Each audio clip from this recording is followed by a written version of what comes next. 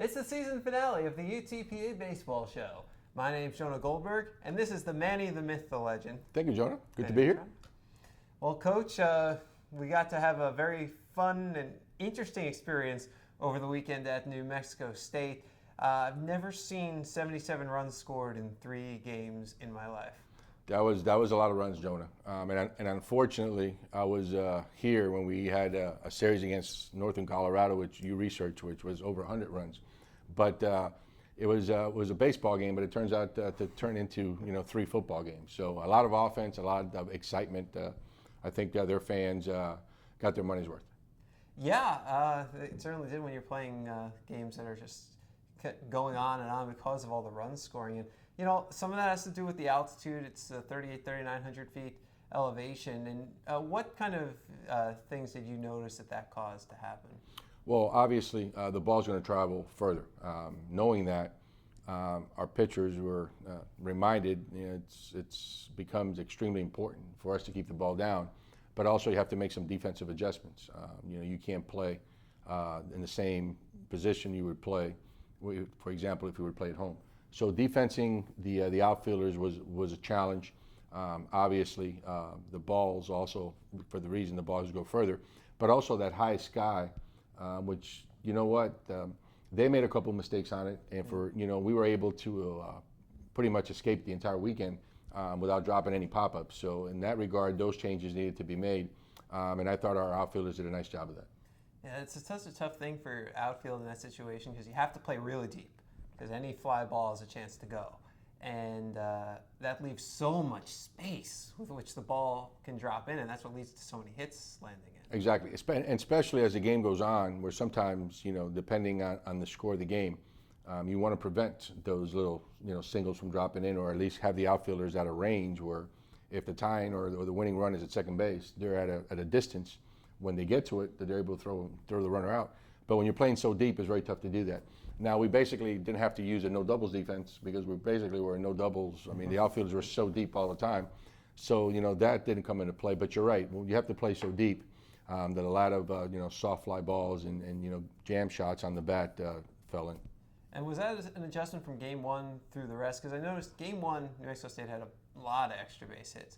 Game 2, they only had 1. Game 3, I'm not sure if they had 1. You know what? I'm not sure if they had one either.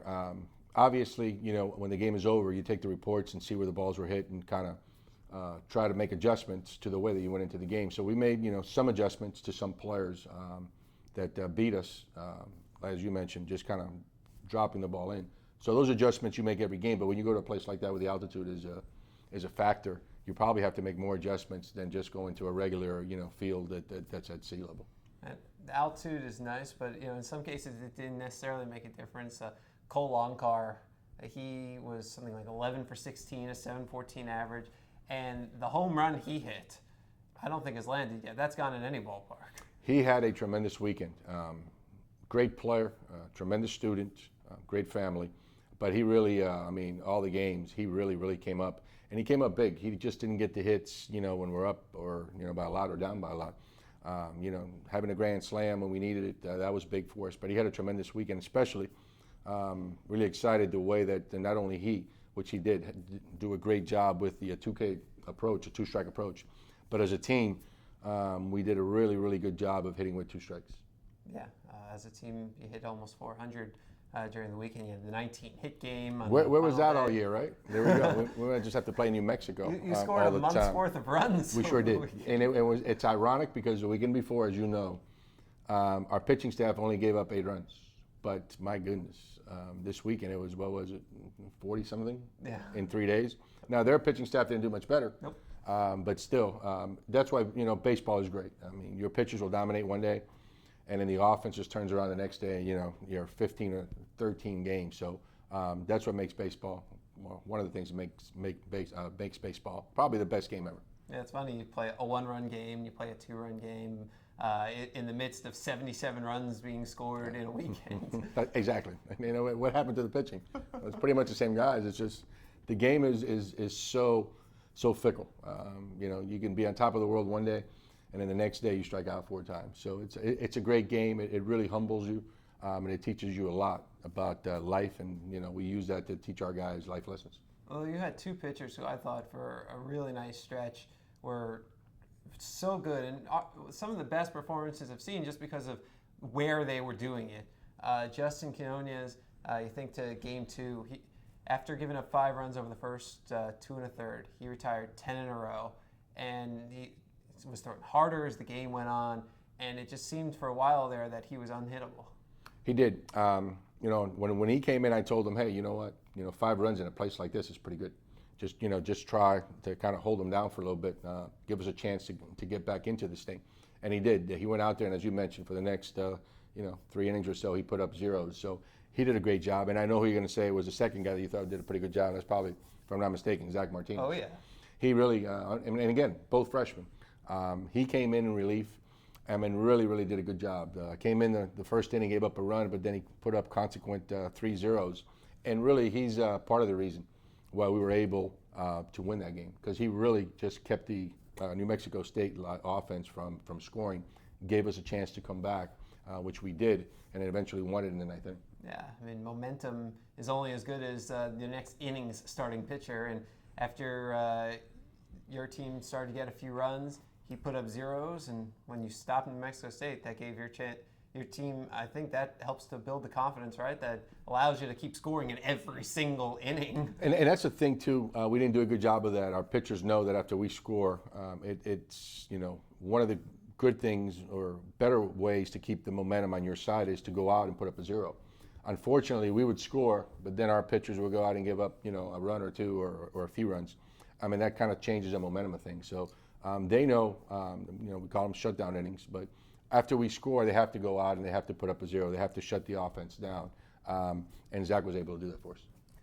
And then your team kept scoring literally every 8 out of 9 innings on Sunday. It wasn't because you had a huge inning at some point. It was just 2 here, 1 there, 2 here. And it was just kind of the perfect way. Just keep pecking away, and that's how you come back. You know what? And I was extremely proud of him, too. That last day, we fell, it was 10-5 around the 3rd inning. And the guys didn't give up. They kept, as you mentioned, you know what? Zach held them. We came back. We scored a couple, and then 1 in the next inning, a couple in the last inning. And eventually, we scored so often that at the end of the day, we won the game 15-13. But, a lot of teams would have pretty much just packed it up. And not only because of the score, but it's been a rough season. But with this group, I've really enjoyed coaching them because they're great people.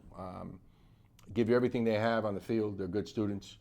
So, it's a lot of credit to them, how tough mentally and how they persevered and not giving up during, when you fall back 10-5 and you've had a rough year. A lot of teams have just kind of folded it in. Not these guys. They played hard, came back, and eventually won the game.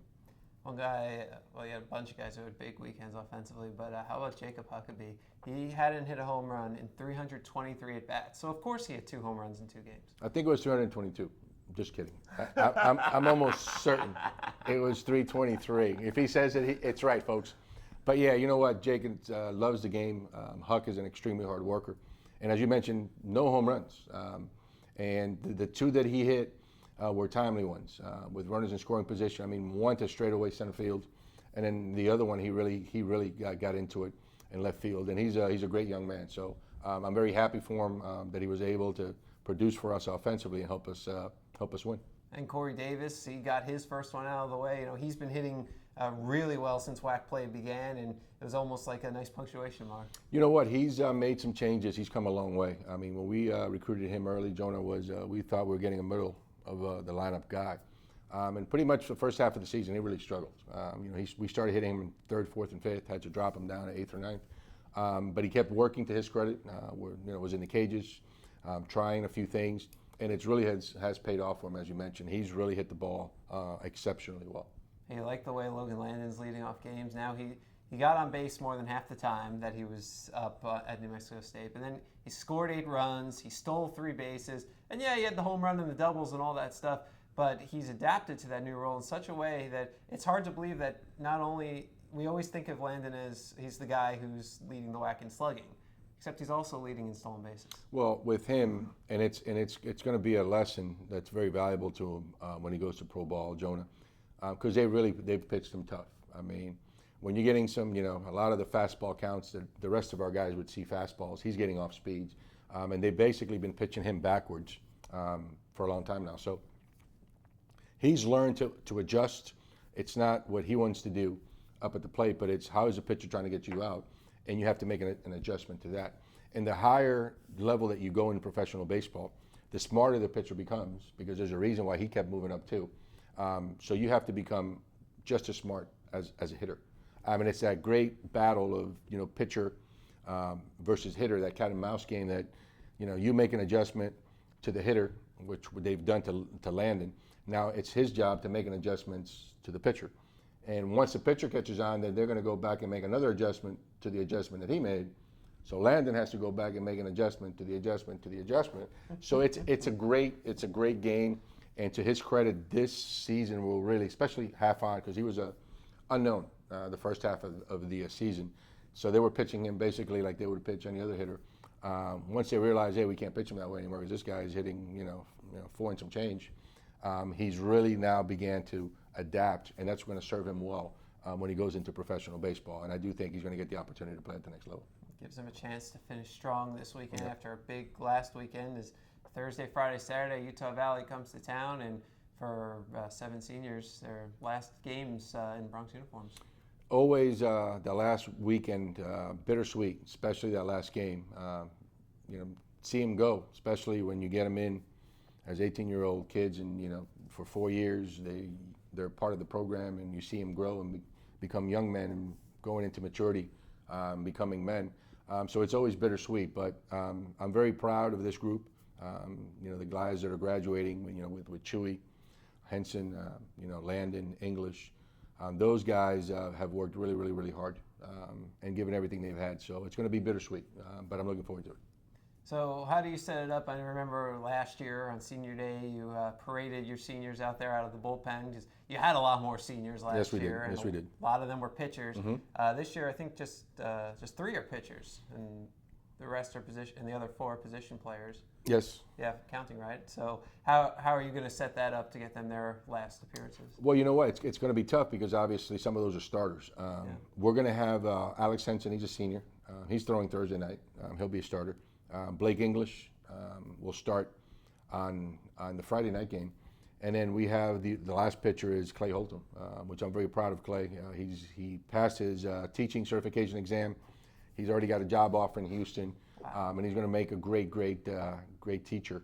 So his new nickname, we've been calling him Professor. But he's a great young man. So with the pitchers, we'll try to do that. Everybody will, obviously will have to pitch. Not like last year where everything fell into place where we can pitch one guy every inning. But the position players, we're going to do the same. It's senior day, they're going to play. It's their day. Obviously, we're going to try to win. But this is something that they'll remember the rest of their lives, and I want them to remember that they did play their senior day, their last day, and I want it to be memorable for them. Well, you'll be able to come out and see those seniors playing on senior day. That's on Saturday at 12. The Bronx also play Thursday at 7. Friday at 6 at Edinburg Baseball Stadium. Hopefully you'll be out here. If you're not in the Valley, not in the vicinity, and can't make it down, hey, we've got you covered on the WAC Digital Network, all 3 games, wacsports.com/watch. Go to UTPABronx.com for all the info. Whew, I thought of words in one breath, big guy. He's Manny Mantrana. He's the head coach of the UTPA baseball team. Jonah Goldberg, Mr. Statistic himself, the #1 SID. Our next episode of the Baseball Coaches Show will be coming your way somewhere around mid-February, so stay tuned. This is Bronx Baseball.